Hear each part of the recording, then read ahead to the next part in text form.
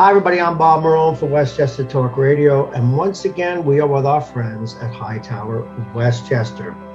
We're fortunate to have with us today Richard Flahive. He is the Chief Investment Officer at Hightower Westchester. And we're transitioning the conversation a bit away from markets and economics to discuss a different field, a much different field than we normally do. And that is the science behind conversation.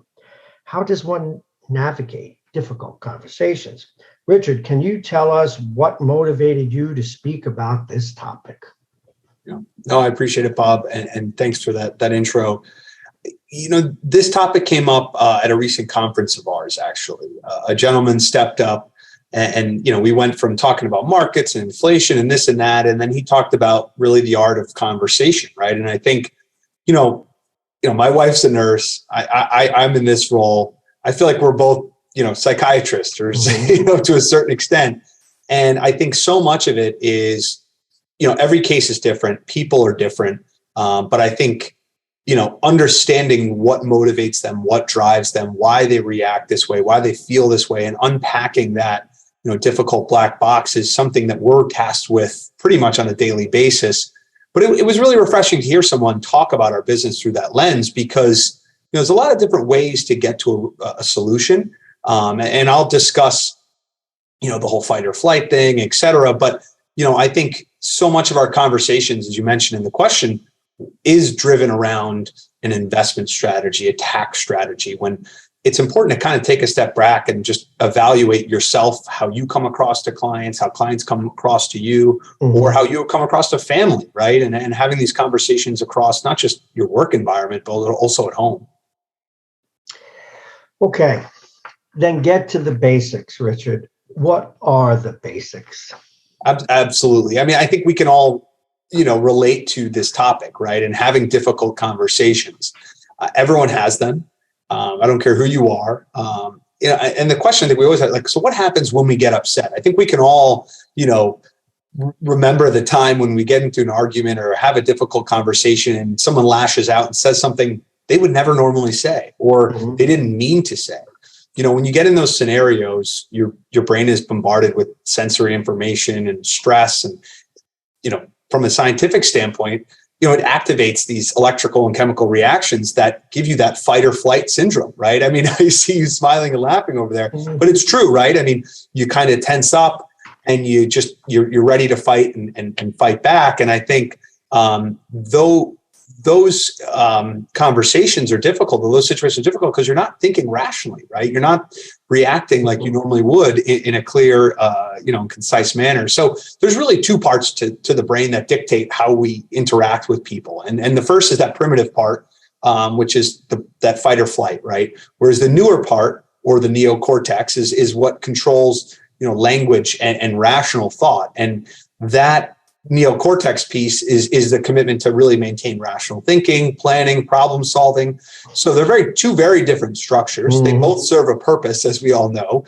But you know, one is comprised of feelings and impulsivity, whereas the other is really comprised of self-awareness and observation.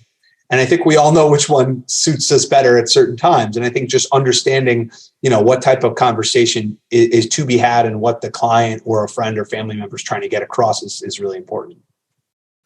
Well, it sounds very familiar to me. And one of the reasons I'm smiling is that we all can relate to this topic, Richard. Very interesting. So the $1 million question, though, is how do you navigate these difficult conversations? How do we access the neocortex to keep our thoughts rational? Yeah. And this is something that, you know, we all have the tendency to jump in and try to fix things, right? I mean, naturally, I think people are inclined to help and jump in and just, you know, roll up their sleeves and do what they can for whether it's a client, a friend, a family member. But a lot of times it just makes sense to take a step back and just listen, right? I mean, so much of, you know, particularly now with markets and where they are and the volatility we're seeing, you know, people can be upset with performance, whether it's either with us or another advisor or whatever, right? I mean, you know, not saying we're not doing a good job. It's just more of, hey, you know, these are my expectations. Here's what it is. And if there's ever that disconnect, it's important, instead of just jumping in and saying, hey, this is what we do, this is how we do it, hey, tell us how you're feeling, right? What are your feelings? And that might take some time, right? And when I mean listen, I mean, you really got, be an active listener and letting a friend, a family member, a client just explain themselves how they feel. It really allows that neocortex, those rational parts of the brain, to start to come alive and kind of tell you how they feel. And I think the next step really is just to ask those questions, right? Ask the right questions. How do you feel? What's making you feel this way? What did you expect? I think laying it all out on the line, because as we all know, people are not nervous of what's happened. People are nervous of what can happen, right? So when you all of a sudden see the market down, 15, 20%, okay, we know that's already happened. But as we all know, when the floor is falling out from under us, cheap can get cheaper. And I think that's when people worry and they have these mental images of, oh my God, what if I'm down 30, 40%? What about my savings? And things, and it can really get people in that fight or flight and get people upset. And that's understandable. But I think just understanding that, not necessarily offering solutions yet, but just understanding where they're coming from, allow them to understand as well how they're feeling. I think it allows people to just get to where they need to be from shifting gears mentally, right? And offering a new perspective. When do you arrive at a solution or even put forward options for resolution? Yeah. And that's really the next step, right? So it's putting everything on the table, listening to the individual, downloading it yourself, coming up with a plan in your head, and then offer solutions of, understand how you're feeling, and then offer solutions based on those feelings, right? What's worked in the past? What's suitable for you under these given circumstances? But only when that rational part of the brain is activated, and less impulsive decisions are being made. Individual's able to hear you and understand you. So by me jumping in, as I said in the beginning of the conversation, offering solutions when you're, jumping down my throat potentially because you're upset with something, you're never going to hear what I have to say. When I listen to you and we get to a common ground and we're level-headed, and then I start to offer solutions and insights, that's when everyone will start to really understand where we're coming from and coming to that common ground. That all makes sense. And thank you for sharing this with us today, Richard. As always, it's a good reminder. Any closing thoughts? I would just say, I think I mentioned this a couple of times. I mean, we all deal with these conversations, right? Whether it's you going to get your oil changed or, these things come up in life. And I think you can get caught up in the moment and we don't necessarily take the time to proceed in a thoughtful and rational manner. So whether, like I said, it's family, it's clients, these conversations are bound to happen.